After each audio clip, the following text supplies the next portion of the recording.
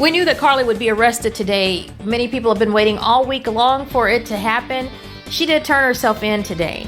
That was no surprise. But what was surprising was to see the Attorney General for the state of Alabama to show up to try to prosecute this young lady even further.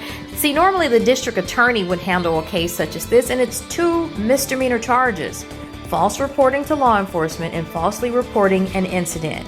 They are Class A misdemeanors with $1,000 fines.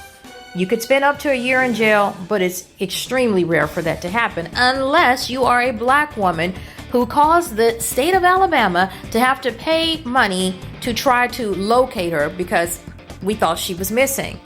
Let's hear from the state attorney general's office, who for some reason is now involved in this case. Chief, appreciate the opportunity to be able to partner with you in this prosecution. We will dedicate a team to be able to help the city of Hoover in handling these 2 individual charges and look forward to bringing this case to fruition. One thing I would add is that we don't see this as a victimless crime. There are significant hours spent, resources expended as a result of this investigation. And not only that, but the many men and women who are civilians that wore those yellow vests on a hot afternoon and evening looking for someone they thought was abducted, trying to be of assistance. We intend to fully prosecute this case and look forward to working with the Hoover Police Department moving forward. We also would tell you that we will continue to monitor this investigation to determine whether or not there are any additional charges that need to be brought, and we'll evaluate those as the facts are presented. This is not at all about prosecuting 2 misdemeanors. This is teaching the black community a lesson that if there is a black woman missing, this is the reason why they don't look for us.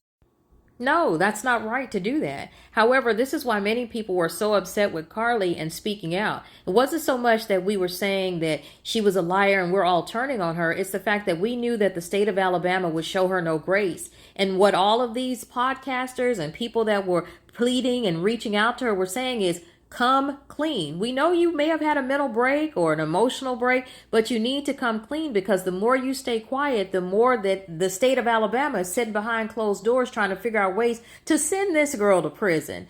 Is it really that serious to send her to prison? But I'm going to tell you, the people were already mad there. The white folks there in Alabama were already upset because there was racial tension in Carlee's community. See, it is a very affluent neighborhood that they live in. And there are black people living amongst a bunch of white folks. So there have been some issues with parking, people being on folks' grass, Carlee's family not being invited to events that were in the community. And that's really what this was about. So when they came out and said, well, nobody's going to look for our daughter because she's black, the white racists in their community showed up in numbers at their house, bringing them food, giving them money. The whole Tell the Truth Carlee campaign was not for us. It was for her, because not only are they going after Carlee, but the state attorney general's office, they're going to try to go after her family as well. They still have not said whether or not they're going to press charges. And it sounds like they're leaning toward doing that because they still don't know where she was at those 49 hours that she was missing.